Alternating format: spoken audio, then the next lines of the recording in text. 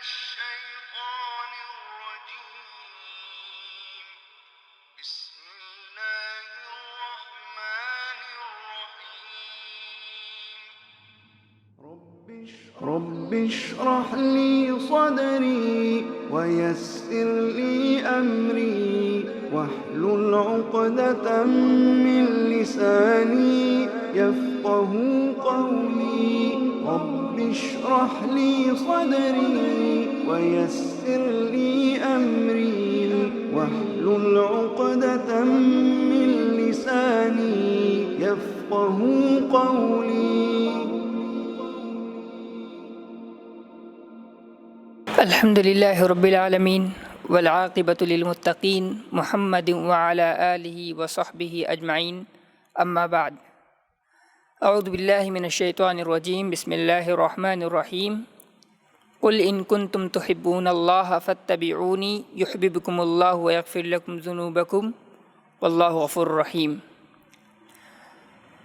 محترم سامعین اکرام، اس سے پہلے گزشتہ درس میں ہم نے حدیث کے حوالے سے بات کی تھی کہ حدیث کیا ہے اور حدیث کو کن کن ناموں سے جانا جاتا ہے، اور اس سے بھی پہلے ہم نے بات کی تھی، بتایا تھا کہ مصطلح الحدیث کسے کہتے ہیں، اصول حدیث کسے کہتے ہیں، اور مصطلح کس چیز کا نام ہے، اور تفصیل سے مثالوں کے ذریعے واضح کیا تھا کہ حدیث کو سنت بھی کہا جاتا ہے، اثر بھی کہا جاتا ہے اور خبر بھی کہا جاتا ہے.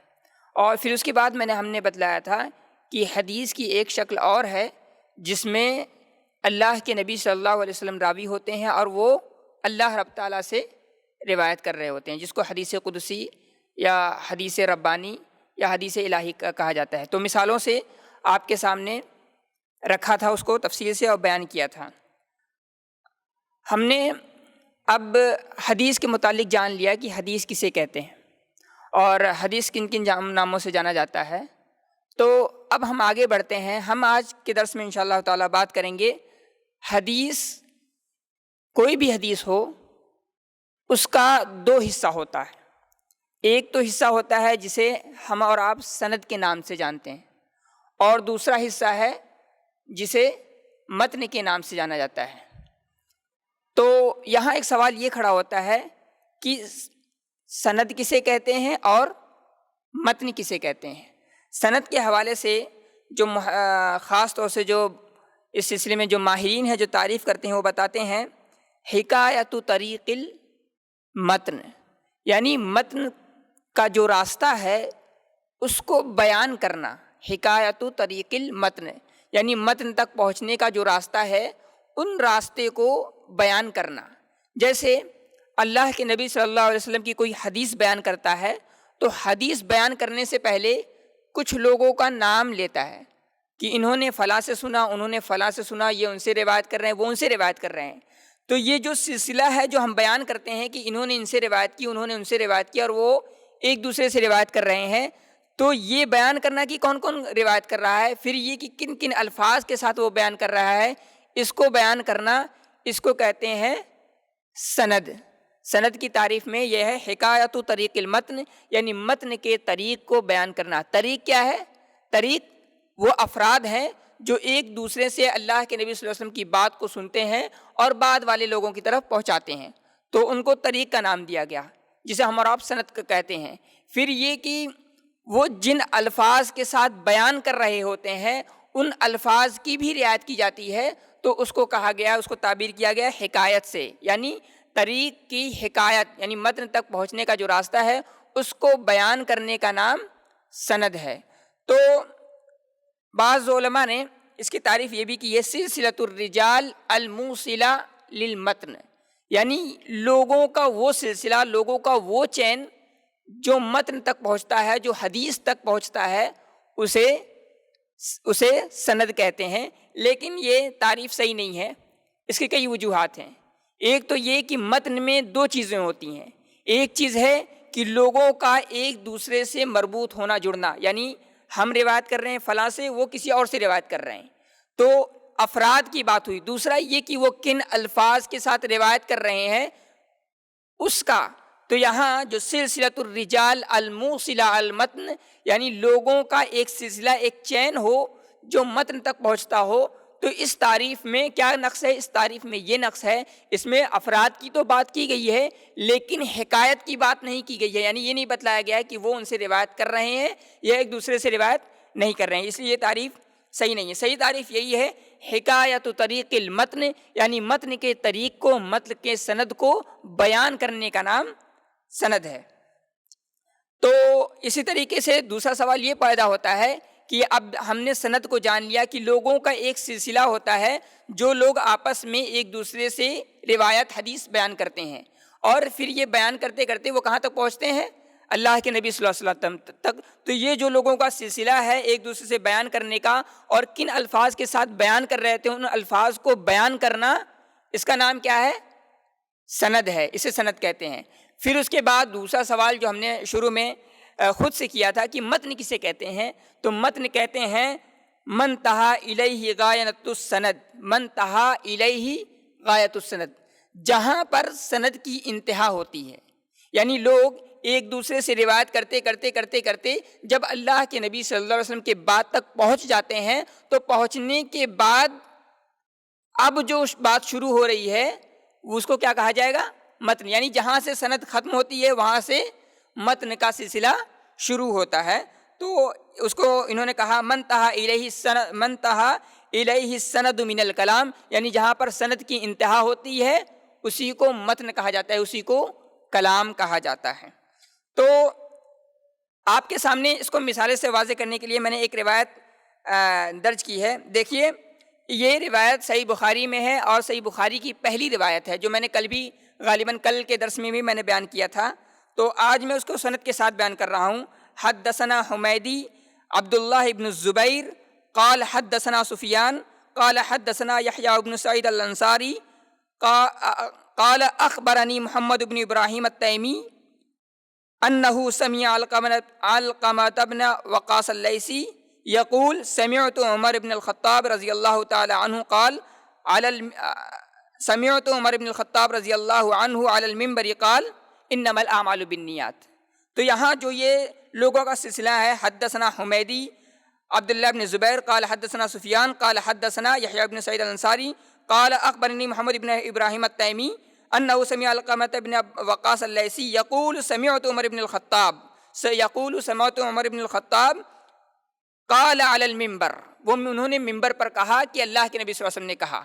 تو یہاں تک جو ہے حضرت عمر ابن خطاب تک کی جو روایت ہے، جو لوگوں کا سلسلہ ہے وہ، اور انہوں نے کن کن الفاظ سے ایک دوسرے کو بتایا، یعنی اگر کسی نے اس میں دیکھا اپنے روایت میں جو میں نے ابھی متن سند پڑھی ہے اس میں آپ نے یہ دیکھا کہ اگر کوئی کسی کو بتا رہا ہے تو وہ ان الفاظ کے ساتھ بتا رہا ہے کہ اخبرنی فلاں، یہاں پہ جیسے استعمال کیا گیا کہ یحییٰ ابن سعید انصاری کہتے ہیں قال اخبرنی محمد بن اسماعیل، کی محمد بن اسماعیل نے ہمیں خبر دی، ہمیں بتلایا۔ اگر کسی نے کسی سے سنا ہے تو وہ کیا کہہ رہا ہے؟ محمد ابن ابراہیم کہتے ہیں کہ انہ سمع علقمہ، کہ انہوں نے علقمہ سے روایت سنی ہے۔ تو جو جس کیفیت کے ساتھ سن رہا ہے، بیان کر رہا ہے، اس کیفیت کو لحاظ کرتے ہوئے اس کو بھی بیان کر رہا ہے، یعنی صرف یہ نہیں کہہ رہا کہ میں نے فلاں سے سنا ہے، بلکہ اگر وہ بتا رہا ہے تو وہ بھی بتا رہا ہے، اگر اس نے ان سے خود سنا ہوا ہے تو وہ بھی بتا رہا ہے، یعنی ان الفاظ کی بھی رعایت ہوتی ہے، کی جا رہی ہے۔ تو اس کو کیا کہا گیا؟ اس کو سند کا نام دیا گیا۔ اب اس کے بعد، یعنی یہ تو سند کی بات ہوئی، تو یہاں پر جو ہے علقمہ ابن وقاص اللیثی جو کہتے ہیں کہ قال سمعت عمر ابن الخطاب، کہ میں نے حضرت عمر ابن خطاب رضی اللہ تعالیٰ عنہ کو ممبر پر کہتے ہوئے سنا کہ اللہ کے نبی صلی اللہ علیہ وسلم نے کہا انما الاعمال بالنیات، یعنی وہ ممبر پر کہتے ہوئے سن رہے ہیں کہ اللہ کے نبی صلی اللہ علیہ وسلم نے کیا کہا؟ انما الاعمال بالنیات۔ تو انما الاعمال بالنیات جو ہے یہاں پر انما سے پہلے تک جو ہے یہ سند کا سلسلہ تھا، یعنی اللہ کے رسول سے لے کر کے جو پہلے تک کی جو روایات ہیں یہ سند کا سلسلہ تھا، اور یہاں پر آ کر کے سند کا سلسلہ ختم ہو جا رہا ہے۔ اب اس کے بعد کیا شروع ہو رہا ہے؟ اللہ کے نبی صلی اللہ علیہ وسلم کا کلام شروع ہو رہا ہے، بات شروع ہو رہی ہے۔ تو اس کو محدثین اپنی اصطلاح میں متن کا نام دیتے ہیں۔ تو سند وہ ہے جو لوگوں کا ایک سلسلہ ہوتا ہے، ایک دوسرے سے جڑا ہوا ہوتا ہے، اور لوگوں کے سلسلے کو بیان کرنے کا نام سند ہے۔ اور متن کیا ہے؟ متن اللہ جہاں پر سند جا کر کے ختم ہو جاتی ہے اور وہاں سے اللہ کے نبی صلی اللہ علیہ وسلم کی بات شروع ہوتی ہے، اس کو متن کہتے ہیں۔ تو یہ میں نے دو باتیں آپ کے سامنے بیان کی ہے۔ اب یہاں پر کچھ اور چیزیں ہیں، اسی سے سند کے ہی حوالے سے یہاں بیان کرنا مناسب سمجھتا ہوں۔ ایک تو آپ نے سنا کہ سند، دوسری چیز اسی سے ایک ملتے جلتا ایک لفظ ہے مسند۔ مسند آپ لوگوں نے سنا ہوگا، مسند کسے کہتے ہیں؟ مسند کہتے ہیں ہر وہ کتاب جس میں تمام صحابی، ہر صحابی کی روایت کو اکٹھا کر کے جمع کر دیا گیا ہو، یعنی وہ کتاب، حدیث کی وہ کتاب جس میں ہر صحابی کی اکٹھا الگ الگ روایتیں جمع کر دی گئی ہوں، اس کو مسند کہتے ہیں۔ جیسے مسند احمد ابن حنبل رحمۃ اللہ علیہ، اس میں تقریباً 28,000 روایتیں ہیں، اس میں ہر صحابی کی روایات کو اکٹھا کر دیا گیا ہے، جمع کر دیا گیا ہے۔ لیکن سب سے پہلی جو کتاب جو اس طرز پر لکھی گئی ہے اور جمع کیا گیا ہے وہ مسند ابو داؤد الطیالسی کی ہے۔ سب سے پہلی یہ کتاب ہے جس میں انہوں نے ہر صحابی کی روایت کو اکٹھا کر کے اپنی کتاب میں جمع کیا ہے۔ بہرحال تو مسند کسے کہتے ہیں؟ مسند کہتے ہیں کہ ہر وہ کتاب جس میں ہر صحابی کی علیحدہ مکمل روایات کو علیحدہ الگ الگ کر کے جمع کیا گیا ہو، اس کو مسند کہتے ہیں۔ اس کے بعد پھر یہاں پر ہے المسند۔ المسند کہتے ہیں کہ وہ شخص جو حدیث کو اپنی سند کے ساتھ بیان کرے، اپنی سند کے ساتھ بیان کرنے، یعنی بیان کرنے والے کو کیا کہتے ہیں؟ مسند۔ اور جو بیان کیا گیا ہے اسے کیا کہتے ہیں؟ اسے مسند کہتے ہیں۔ جیسے ہم نے کہا مسند احمد ابن حنبل، تو اس میں روایات کو بیان کیا گیا ہے، بیان کر کے اس کو اکٹھا کر کے جمع کر دیا گیا ہے، اس کو مسند کرا۔ اس کو بیان کرنے والے کون ہیں؟ اس کو بیان کرنے والے یعنی وہ جو بیان کرنے والے کون ہیں؟ حضرت امام احمد ابن حنبل رحمۃ اللہ علیہ۔ تو کتاب کیا ہوئی؟ وہ مسند ہوئی، اور اس کتاب کو جو لکھنے والے ہیں، جو جمع کرنے والے ہیں، جو راوی ہیں، وہ کون ہیں؟ احمد ابن حنبل۔ وہ کون ہوئے؟ وہ مسند ہوئے۔ تو مسند الگ چیز ہے اور مسند الگ چیز ہے۔ اسی طریقے سے ایک لفظ اور استعمال کیا جاتا ہے المحدث۔ محدث کسے کہتے ہیں؟ محدث وہ ہوتا ہے کہ جو عام طور پر اکثر اس کا کام یہ ہوتا ہے کہ وہ علم حدیث سے انشغال رکھتا ہے، یعنی علم حدیث ہی اس کا اوڑھنا بچھونا ہوتا ہے۔ وہ اس کی روایات کی تحقیق کرے گا، روایات کو اپنی سند کے ساتھ بیان کرے گا اور روایات میں چھان پھٹک کرے گا، وہی اس کا کام ہوتا ہے، اس کے علاوہ اور کوئی کام نہیں ہوتا ہے۔ اور یہ کہ وہ اکثر مرویات کو، یعنی اکثر روایات کو وہ جانتا ہوتا ہے، اکثر راویوں کے حالات اس کے ذہن میں ہوتے ہیں۔ تو محدث وہ ہوتا ہے جو روایات کو اپنی سند کے ساتھ بیان کرتا ہے، اور وہی اس کا کام ہوتا ہے، وہ روایات کی تحقیق کرتا ہے، چھان پھٹک کرتا ہے، اور پھر اس کے علاوہ کیا کرتا ہے؟ وہ روایات کو چھان پھٹک کرتا ہے اور اپنے طریق سے اس کو بیان کرتا ہے۔ اسی طریقے سے ایک لفظ اور بولا جاتا ہے حافظ۔ یہ ہمارے یہاں جو حافظ کا لفظ استعمال کیا جاتا ہے حافظ قرآن کے لیے وہ نہیں، بلکہ حافظ سے مراد وہ شخص جو حدیث، بعض لوگوں نے یہ کہا ہے کہ یہ محدث کے ہی معنی میں ہوتا ہے، لیکن یہاں حافظ کا جو مرتبہ ہے وہ محدث سے زیادہ بڑا ہے، محدث سے زیادہ بڑا ہے۔ محدث کئی ہو سکتے ہیں لیکن حافظ بہت کم ہوتے ہیں۔ تو حافظ یہاں یہ کہا گیا کہ حافظ وہ ہوتا ہے جو ہر طبقے کے، یعنی راویوں کے کئی طبقات ہوتے ہیں، اور ہر طبقے میں سے وہ کم سے کم زیادہ سے زیادہ لوگوں کو وہ جانتا ہے، اس کے علم میں ہوتی ہیں۔ تو حافظ کا درجہ یہ محدث سے بڑا ہوتا ہے، اور وہ اس سے زیادہ بڑا ماہر ہوتا ہے حدیث کا اور فن حدیث کا۔ تو یہ آپ کے سامنے کچھ چیزیں تھیں جس کو آپ کے سامنے بیان کر دیا گیا۔ پہلی چیز میں نے بیان کی کہ سند کسے کہتے ہیں، اور متن، دوسری چیز بیان کی متن کسے کہتے ہیں۔ پھر ان دونوں کو مثالوں سے واضح کیا۔ ایک حدیث کی مثال جو صحیح بخاری کی روایت تھی، اس میں آپ کو مثال دے کر کے بتایا۔ اس کے بعد آپ کے سامنے بیان کیا کہ مسند کسے کہتے ہیں، مسند کسے کہتے ہیں، محدث کسے کہتے ہیں، اور حافظ کسے کہتے ہیں۔ اسی طریقے سے اب حدیث کی تعریف ہم نے جان لی، اور یہ بنیادی باتیں یعنی سند اور متن کے بارے میں جان لیا، اور محدث اور حافظ کسے کہتے ہیں، مسند کو جان لیا۔ تو اب آگے بڑھتے ہیں۔ اب ہم یہ ذہن میں سوال آتا ہے کہ حدیث تو کئی طرح کے ہوتے ہیں، بہت سارے احادیث ہوتے ہیں، ان کو بہت سارے لوگوں نے روایت کیا ہوتا ہے، بہت ساری احادیث ہوتی ہیں ایک ہی طرق سے، ایک ہی سند کے ساتھ مروی ہوتی ہیں۔ تو اس اعتبار سے یعنی ہم تک پہنچنے کے اعتبار سے جو حدیث کی قسمیں ہیں وہ کل 2 قسمیں ہیں۔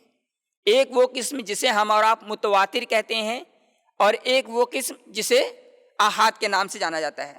تو متواتر کسے کہتے ہیں پہلے ہم یہ جانیں گے۔ متواتر کہتے ہیں ما رواہ عدد کثیر تحیل العادۃ تواطؤہم علی الکذب، کہتے ہیں متواتر وہ حدیث ہے جس کو ایک اتنی بڑی تعداد نے روایت کیا ہو کہ لوگوں کا جھوٹ پر اکٹھا ہونا محال ہو۔ یعنی اگر کسی بات کو 2-4 آدمی روایت کریں تو وہ کہہ سکتے ہیں، ہو سکتا ہے کہ آپس میں اتفاق ہو کہ ہم جھوٹ بولیں گے، لیکن لوگوں کا اس کثرت کے ساتھ اس روایات کو بیان کرنا کہ لوگوں کا محال ہو یا عادتاً یہ چیز ممکن نہ ہو کہ لوگ جھوٹ بول رہے ہیں۔ جیسے مثال کے طور پر ابھی ہمارے زمانے میں یہ کووڈ کا مسئلہ بہت زیادہ پھیلا ہوا ہے، بہت زیادہ عام ہے، مسلم بھی اور کوئی نان مسلم بھی کوئی بات کرے، کوئی فاسق فاجر بھی کوئی بات کرے تو ہم اس کو تسلیم کریں گے۔ کیوں؟ کیونکہ یہ چیز اتنا زیادہ عام ہو گیا ہے کہ ہر شخص مجبور ہے اس کو تصدیق کرنے کے لیے، ہر شخص مجبور ہے۔ تو یہاں متواتر کا مسئلہ یہی ہے، متواتر جو روایات ہوتی ہیں، جو احادیثیں ہوتی ہیں، وہ بالکل ایسی ہی ہیں کہ اس کو اتنی کثیر تعداد میں لوگ روایت کرتے ہیں کہ لوگوں کا جھوٹ پر اکٹھا ہونا محال ہو جاتا ہے، ناممکن ہو جاتا ہے۔ جیسے ایک روایت میں آپ کے سامنے بیان کرنا چاہتا ہوں، وہ روایت ہے غالباً بخاری اور مسلم کی بھی روایت ہے۔ دیکھیے عن المغیرہ بن شعبۃ قال قال رسول اللہ صلی اللہ علیہ وسلم ان کذبا علی لیس کذبی علی احد، کہ میرے اوپر جھوٹ بولنا دوسروں پر جھوٹ بولنے سے زیادہ یعنی ایک برابر نہیں ہے۔ یعنی ایک انسان اللہ کے نبی صلی اللہ علیہ وسلم پر جھوٹ بولے اور ایک انسان دوسرے پر جھوٹ بولے تو دونوں برابر نہیں ہو سکتے، دونوں کا درجہ بہت آگے پیچھے، دونوں میں بڑا فرق ہے۔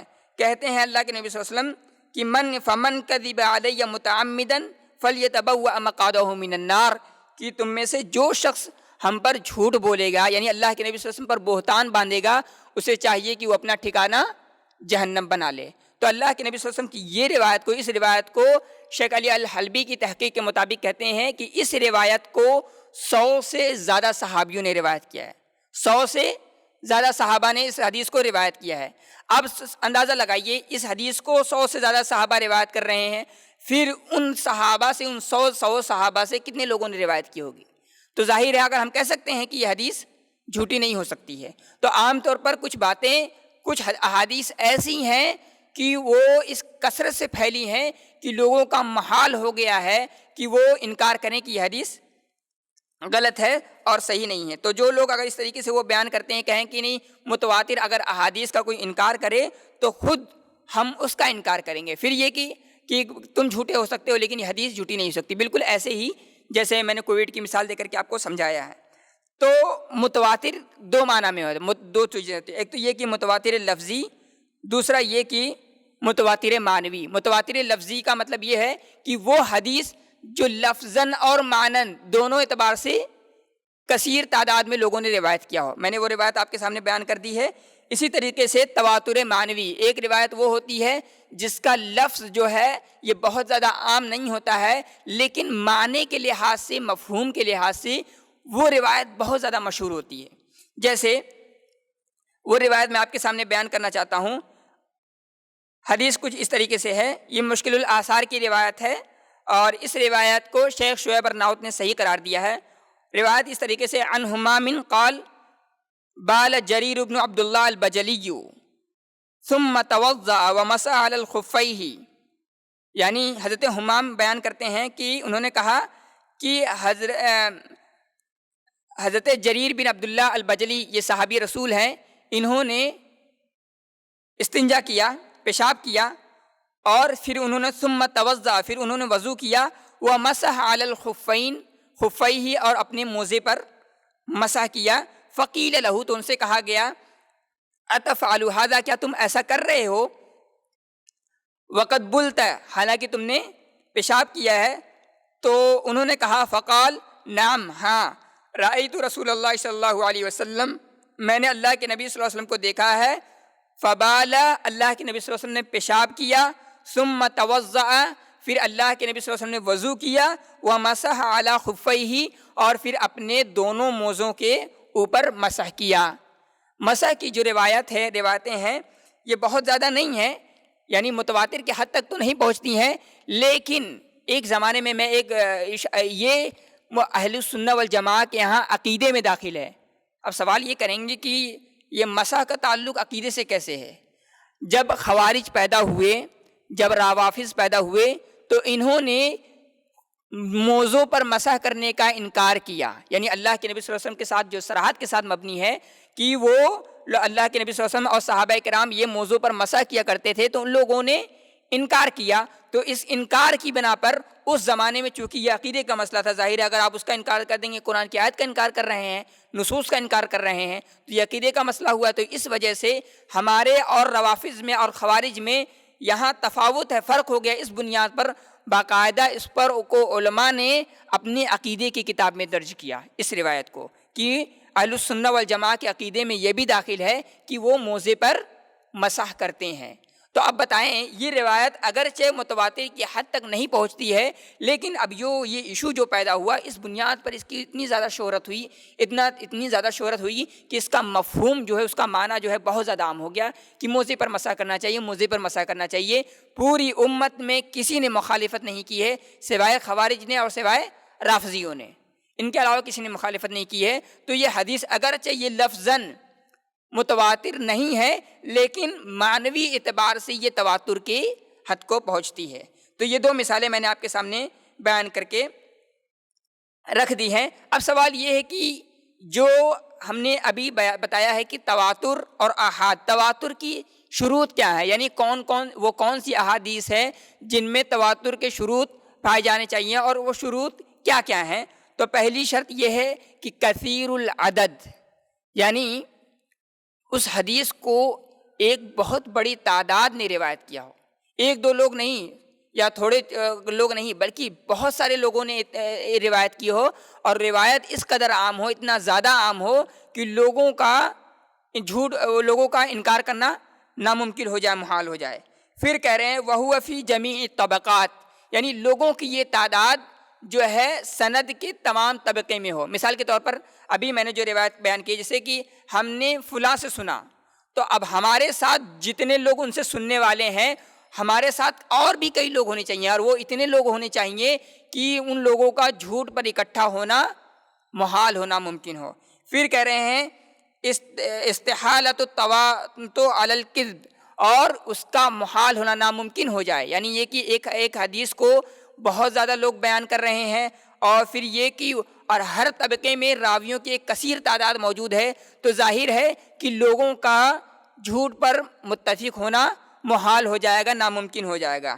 پھر کہہ رہے ہیں چوتھی شرط یہ لگائی کہ علی الحس، کہ اس خبر کی بنیاد، یعنی سند جو اس خبر کی بنیاد حس پر ہونی چاہیے۔ یعنی مثال کے طور پر اگر آپ کے سامنے حدیث متواتر پیش کی جائے اور پھر یہ دکھایا جائے کہ اس حدیث کو بہت سارے لوگوں نے اس کو کیا ہے، بہت سارے لوگ اس کو بیان کر رہے ہیں ہر طبقے میں، تو ہم دیکھ رہے ہیں، سن بھی رہے ہیں، اور عقل میں بات سمجھ میں آ رہی ہے، اس کے باوجود بھی انسان کو یہ اختیار نہیں ہو سکتا کہ وہ اس کا انکار کر دے۔ تو خبر متواتر وہ ہوتی ہے کہ اس کا اس تیزی سے وہ پھیل جاتا ہے، اتنا عام ہو جاتا ہے کہ انسان کو مشکل ہو جاتا ہے کہ اس کا انکار کرے، نہ چاہتے ہوئے بھی اسے ماننا پڑے گا۔ کیوں؟ کیونکہ وہ چیزیں بہت زیادہ عام ہو گئی ہیں۔ مثال کے طور پر کووڈ کا معاملہ لے لیجئے، کووڈ کا آج دنیا میں کوئی پاگل ہی ہوگا جو انکار کرے گا۔ تو ایسے ہی معاملہ متواتر احادیث کا ہوتا ہے کہ وہ حدیثیں اس قدر عام ہو جاتی ہیں کہ انسان اس کا انکار نہیں کر پاتا ہے۔ تو یہ 4 شروط بیان کی ہیں۔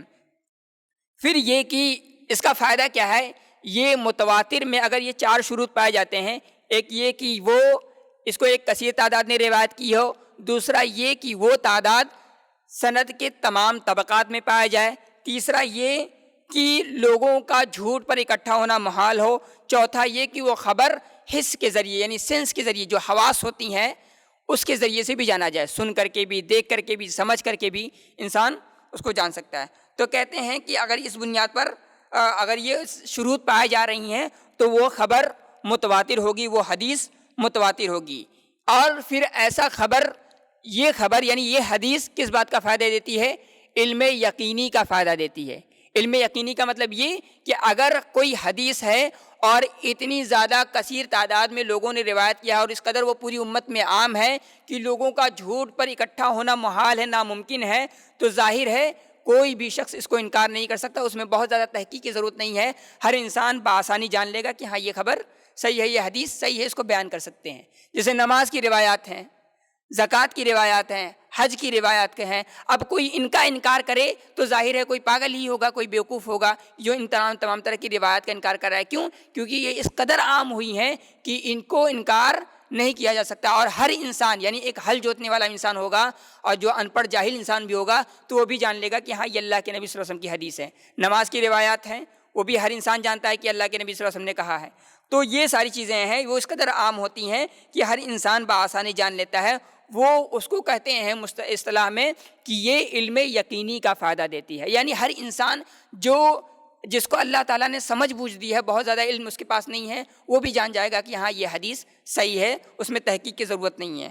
پھر دوسرا، اور اس کے علاوہ ایک اور علم ہوتا ہے علم نظری، جسے ہم اور آپ، علم نظری کا مطلب یہ ہوتا ہے وہ علم جس میں انسان غور و فکر کرتا ہے، غور و فکر کے ذریعے یعنی اپنی اس کے ذہن میں جو انفارمیشن ہوتی ہیں، جو معلومات ہوتی ہیں، ان سب کی کڑیاں ایک دوسرے سے ملاتا ہے، جوڑتے پھر وہ وہاں تک پہنچتا ہے۔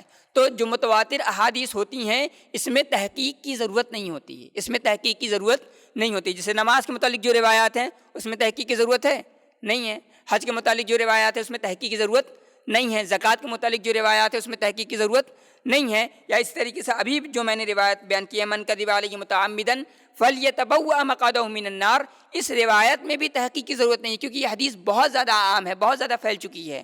تو پتہ کیا چلا کہ جو حدیث ایسے ہی اس قدر عام ہو کہ انسان کو غور و فکر سے بے نیاز کر دے، اس میں اصول جرح و تعدیل لاگو نہیں ہوتا ہے، اصول جرح و تعدیل لاگو نہیں ہوتا، یعنی وہ حدیث جو متواتر ہوتی ہے اس میں اصول جرح و تعدیل لاگو نہیں ہوتا ہے، بلکہ ان احادیث میں ہوگا جن کو ہم اور آپ احاد کے نام سے جانتے ہیں۔ احاد کسے کہتے ہیں؟ میں دو لفظوں میں اس کو بیان کر کے اپنی بات کو ختم کرنا چاہوں گا۔ احاد کہتے ہیں من لم یتوفر فیہ شروط التواتر، یعنی احاد وہ حدیث ہوتی ہے جس میں تواتر کی شرطیں نہیں پائی جاتی۔ کتنی شرطیں ہیں؟